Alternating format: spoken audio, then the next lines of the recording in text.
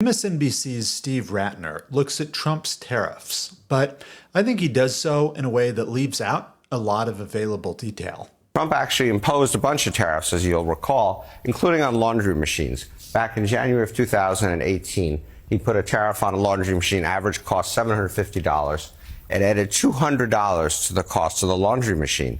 But then President Biden allowed that tariff to expire. And so what happened?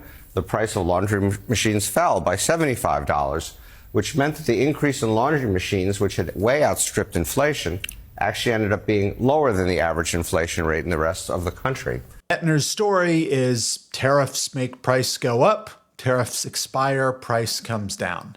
Rattner's source is the Bureau of Labor Statistics. They have a data series for laundry equipment that includes washers and dryers. This graph is using a price index. It's not in dollars. Looking at the graph, we see that the price for laundry equipment did spike after Trump's tariffs by about 10 points. And after that spike, the price receded, so that by February of 2020, the price was back down to the level that it was at in 2018.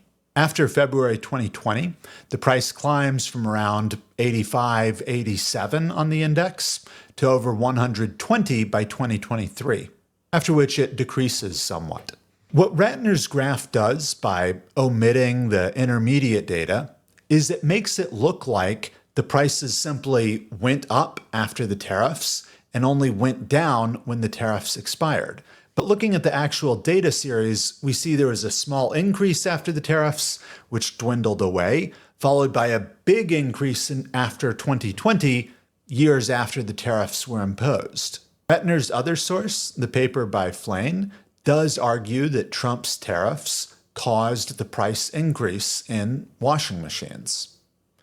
But remember, Flane is writing in 2020, and his paper uses data that goes up to Q1 of 2019.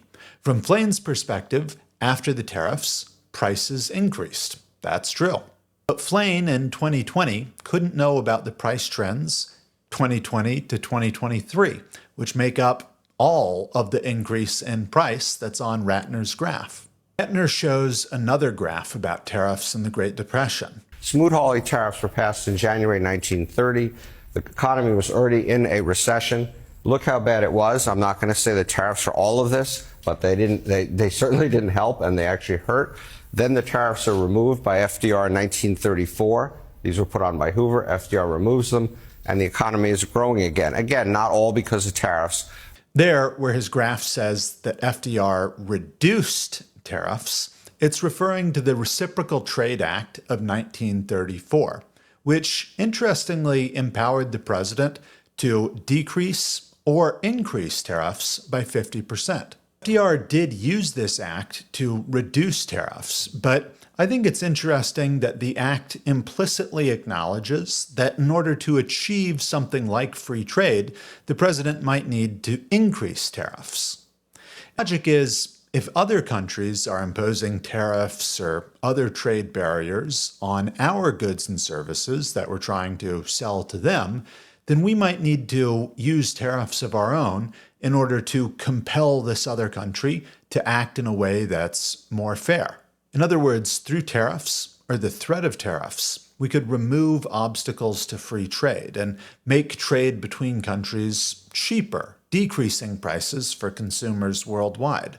But using tariffs is only an option if the president has the power or will to impose them.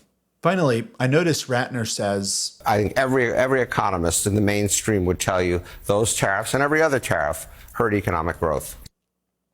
But actually, that's not quite right. The paper Rattner cites as his source, Flane 2020, explains two examples where Trump's tariffs on laundry machines actually wound up reducing prices for customers. It had a negative pass-through rate, meaning Trump imposed a tariff, and as a result, the price of laundry machines went down. Quoting from Flane, we report evidence, a drop in import prices from subsequent production in China, along with declines in the CPI index, pointing to a negative pass-through of tariffs, and hence increased consumer surplus from these duties. And later, quote, In the 12 months following the Korea-Mexico anti-dumping duties, the CPI for laundry equipment actually declined by about 5%, reversing the previous trend of moderate increases in the years before. My basic understanding of this is that there were tariffs targeted at specific countries, which caused the companies producing laundry machines in those companies to relocate to other countries where they wound up producing the laundry machines at a lower price. So the tariffs incentivized them to relocate their factories. They wound up being cheaper in other countries. And then American consumers benefited from that, so that a tariff of some amount winds up reducing prices for American consumers. So to sum up, one, I think Rattner's presentation, his simplified graph, omits important context to make Trump's tariffs look worse for the price of laundry machines than they actually were. And two, I think Rattner has unfairly or oversimplified the case against tariffs, such that Rattner's presentation is just tariffs are bad, ignoring, even from his own sources, examples of where tariffs could be good. If you're ever given a multiple choice question where you can answer that tariffs are A, good, or B, bad, you should choose bad. Tariffs are usually bad.